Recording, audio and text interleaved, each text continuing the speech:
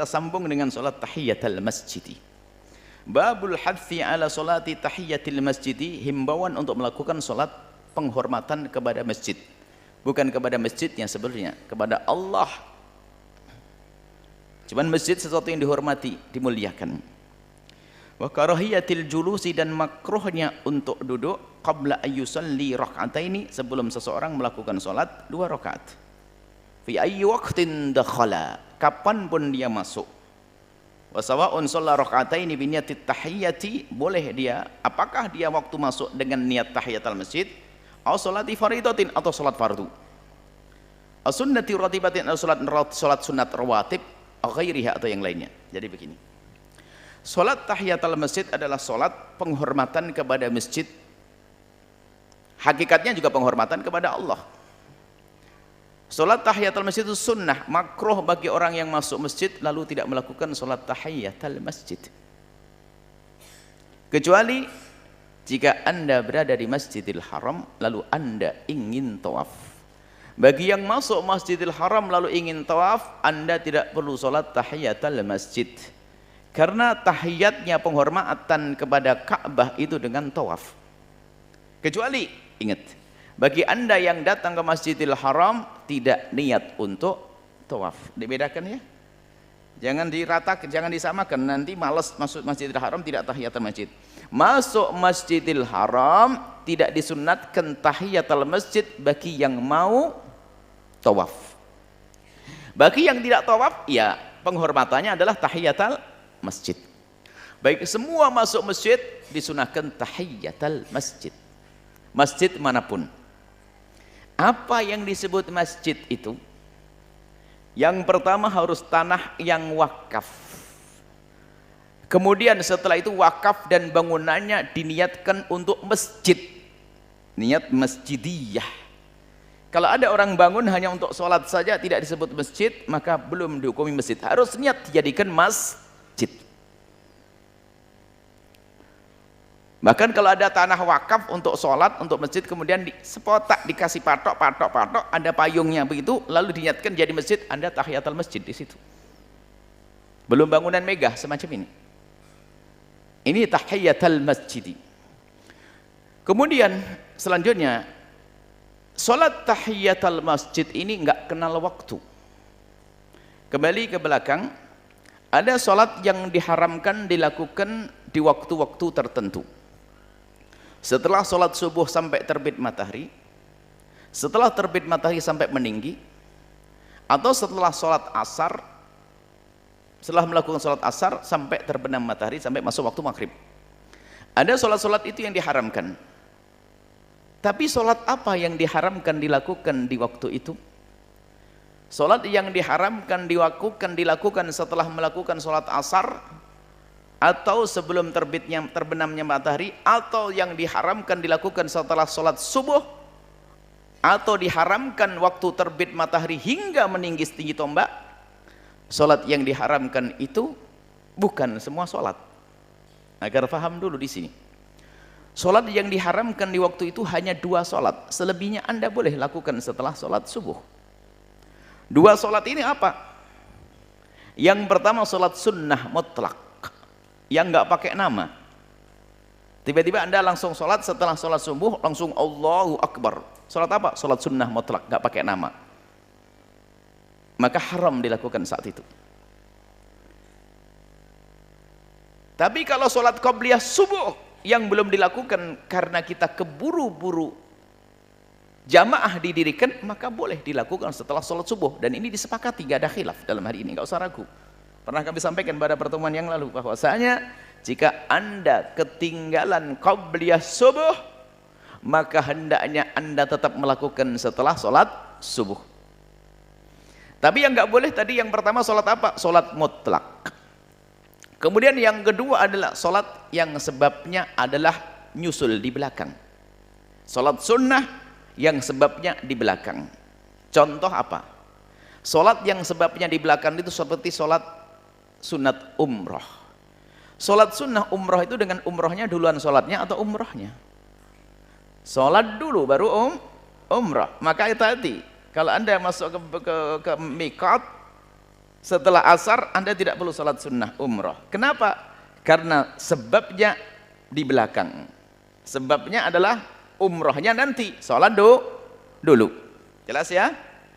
Tapi kalau sebabnya mendahului atau sebabnya menyertai, maka tidak haram dilakukan di waktu-waktu yang katanya haram tadi. Contoh, sholat tahiyatul masjid sama sholat wudhu yang akan dibahas dua langsung saat ini. Sholat wudhu itu dengan wudhunya duluan mana? Wudhu. Maka kapan Anda wudhu, Anda boleh melakukan sholat sunnah wudhu kapanpun waktunya itu, biarpun itu waktu yang katanya diharamkan. Anda habis sholat subuh, tak taunya Anda ke toilet, sekalian Anda wudhu, balik lagi ke tempat sholat, Anda melakukan sholat sunnah wudhu. Anda habis sholat di masjid, sholat subuh berjamaah, belum beres Anda baca wirid, tak taunya ada sakit perut, Anda pergi ke toilet, lalu ngambil air wudhu. Sudah begitu Anda ngambil air wudhu, Anda masuk masjid lagi. Coba, masuk masjid disunahkan apa tadi? Tahiyatul masjid.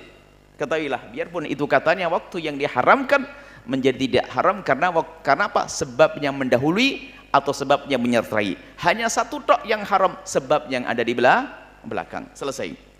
Maka ini isyarat dari Imam Nawawi rahimahullah, fi ayyi waqtin dahal, kapanpun masuk ke masjid enggak ada keharaman melakukan salat. Yang repot dengan siapa? Yang repot dengan orang yang punya ilmu. Kadang-kadang sa ustadz pun jadi takut. Wah, dibilang haram, haram. Siapa yang ngomong? Orang tidak punya ilmu. Masa ustadznya takut sama yang tidak punya ilmu? Kadang-kadang kita lebih takut. Wong kita umroh saja gara-gara pakai pengikat, pakai baju ihram. Kita kan sudah selesai ditutup. Itu kalah sama orang. Enggak boleh haram.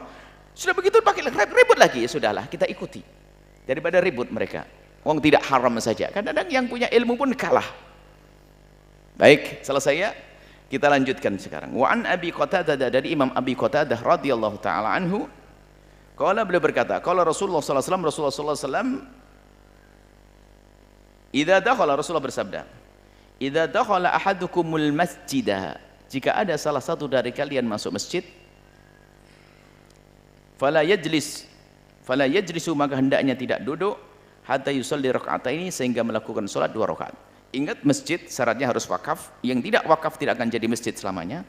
Yang kedua, diniatkan untuk masjid. Tapi kalau niatnya akan saya jadikan musola, tidak akan jadi masjid. Karena apa? Tidak diniatkan jadi masjid waktu membangun. Harus diniatkan masjidiyati. Biarpun wakaf, saya wakaf untuk sholat, dikatakan para ulama, kalau ada bangunan saya wakafkan untuk sholat, madhab kita Imam Syafi'i, kalau Imam Abu Hanifah mengatakan semua yang diwakafkan untuk sholat jadi masjid. Kalau madhab kita tidak. Kalau tidak diniatkan, maka itu adalah kinayah. Maksudnya kinayah gini, kalau ada orang, aku jadikan tanah ini wakaf dan bangunannya wakaf untuk sholat, wakafnya untuk sholat. Jika sebuah bangunan diwakafkan untuk sholat, maka itu adalah sharih, jelas di dalam urusan wakaf, pasti jadi wakaf. Tapi kinayah tidak akan jadi masjid kecuali diniatkan di dalam hatinya. Maksudmu sholat apa? Ya maksudku tak jadikan masjid. Jadi masjid kalau begitu, kinayah. Baik, selesai. Jadi musola di kampung-kampung itu kalau memang yang membangun niatnya tidak menjadikan masjid, maka dia wakaf untuk sholat saja. Maka orang haid boleh duduk di musola tersebut. Tapi kalau sudah diniatkan masjid, biarpun katanya kotak kecil tadi, kubuk kecil diniatkan masjid, maka wanita haid pun haram duduk di dalamnya. Menurut 4 madhab. Masalah wanita haid ya, supaya tidak diganggu. Kecuali ada beberapa orang akhir zaman mencoba menghadirkan madhab-madhab yang lain, pendapat-pendapat yang lain, itu urusan mereka. Kita hanya menghadirkan pendapat ulama 4 madhab untuk hati-hati saja. Baik, kita lanjutkan. Wa an Jabir radhiyallahu ta'ala, dari Sayyidina Jabir radhiyallahu ta'ala, qala, beliau berkata, ataitun Nabi sallallahu alaihi wasallam, aku mendatangi Nabi Muhammad sallallahu alaihi wasallam, wa fil masjid,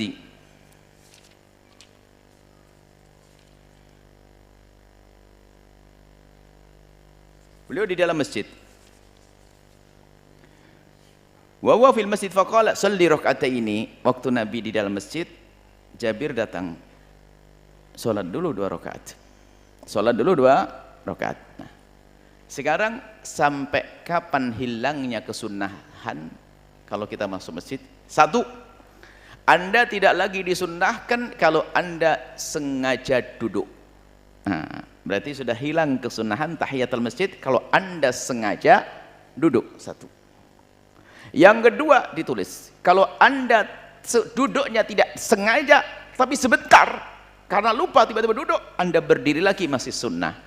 Tapi kalau Anda duduknya tidak sengaja dan sebentar, maka masih sunnah. Tapi kalau duduknya Anda tidak sengaja, Anda biasanya tahiyatul masjid tidak tahu karena apa, diajak ngobrol bisik-bisik, rupanya temannya mau ngasih hadiah apa itu, tapi kan duduk sampai lupa.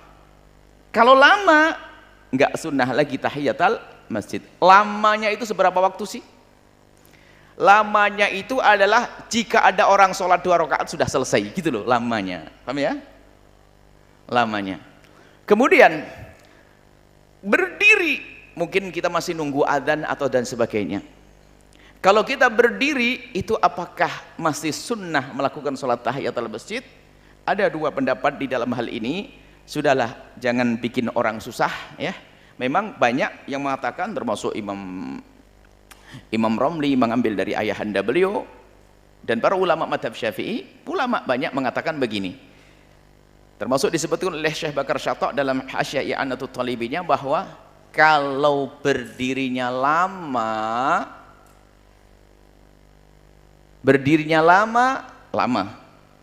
maka tidak lagi sunnah. Dan lama tadi diperkirakan kalau melakukan sholat sudah cukup. Cuman kita lihat orang di masjid biasanya lagi adzan, dia nunggu berdiri nunggu tahiyatul masjid. Maka jangan pakai ini. Kalau pakai ini nanti kasihan dia. Maka pakai pendapat yang kedua bahwasanya biarpun lama berdirimu, maka ketahuilah karena engkau belum duduk, maka tahiyatul masjid tetap disunnahkan. Selesai. Babu, satu hadis lagi dan selesai hadis. Babu istihbabi raka'ataini ba'dal wudu. Bab salat 2 rakaat setelah wudu. Kalau Anda melakukan wudu sunnah, setelah itu Anda melakukan salat sunnah. Wa Nabi Hurairah, diriwayatkan dari Imam Abu Hurairah radhiyallahu taala anhu, anna Rasulullah, sesungguhnya Rasulullah sallallahu alaihi wasallam bersabda, qala li Bilal, beliau berkata kepada Sayyidina Bilal bin Rabah.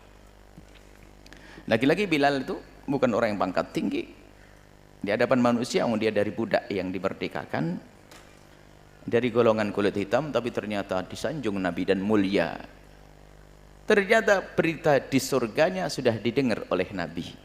Allah, sallu ala Sayyidina Muhammad. Ya Bilal, wahai Bilal, ya Bilal, hadithni, beritahu aku. Nabi bisa saja mendapatkan dari wahyu, cuman hari itu Nabi tidak diberi wahyu untuk mengetahui. Jadi jangan Nabi itu tahu gaib kalau dikasih tahu oleh Allah. Dari berita wahyu. Ya Bilal, hadithni, kasih tahu aku. Bi arja amalin amiltahu, paling besarnya amal yang kau harap fil islami, dalam Islam. Amal apa yang paling besar kau harap pahalanya di situ? Maksudnya yang paling kau senangi, yang harapanmu dengan amal itu akan selamat di surga itu apa? Fa inni, sesungguhnya aku, kata baginda Nabi, sami'tu daffana laika, aku menemukan suara sandalmu. Dalam riwayat khasyatak, nya sandal, bunyinya sandal. Dalam riwayat khashfana laik, bunyi sandal, sama artinya. Aku mendengar suara sandalmu baina yadayya, di hadapanku, fil jannah, di surga. Ini adalah kisah Isra Mi'raj. Anda jangan bertanya, Bilal kok masih hidup, kok ada berita kok di surga itu bagaimana ini? Mungkin Anda bertanya terlintas seperti itu. Ketahuilah bahwa Nabi waktu di Isra dan di Mi'rajkan itu keluar dari undang-undang manusia biasa. Dari perjalanannya pun keluar dari undang-undang. Kalau orang melakukan kecepatan seperti itu sudah hangus. Bukan saja mengitari bumi, akan tapi di luar batas langit. Kemudian lagi di luar undang-undang manusia, Nabi berdialog dengan kakek-kakek beliau, para nabi-nabi terdahulu. Di luar undang-undang manusia nggak berlaku undang-undang ini, karena Nabi undang-undangnya beda. Aturan yang dijalani Nabi itu beda. Namanya mukjizat. Namanya mukjizat. Sampai Nabi dimasukkan ke surga. Loh, kok Nabi surga kan? Penghuni surga kan masih di dunia. Begitulah Nabi masuk undang-undang alam lain. Sehingga Nabi melihat surga, mendengar suara sandalnya. Bahkan melihat neraka, sampai melihat ada orang di neraka, ini ada bezina, ada ini. Dilihat oleh baginda Nabi. Loh, orangnya masih di dunia. Bahkan mungkin hidup di abad ini. Tapi dilihat Nabi saat itu. Apa yang dilihat Nabi? Nabi masuk undang-undang baru.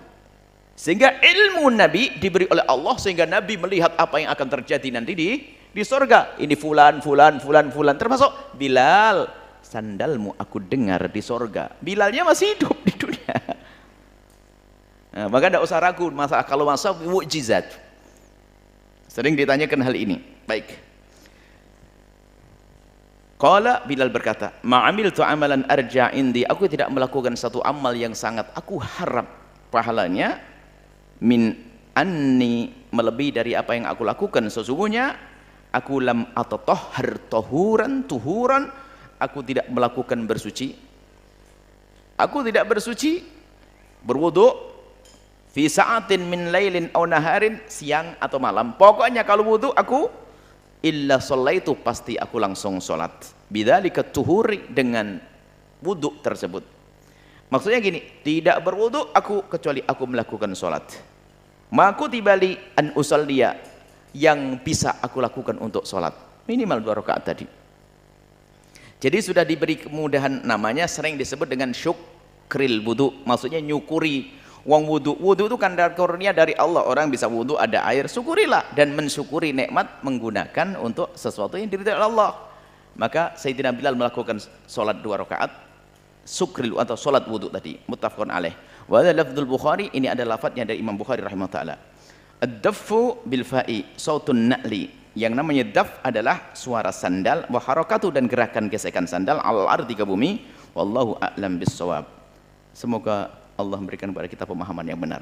Dan ingat lagi-lagi, salat wudu adalah tidak kenal waktu. Kapan saja Anda wudu, maka Anda disunahkan untuk melakukan salat sunnah 2 rakaat. Wallahu a'lam bissawab.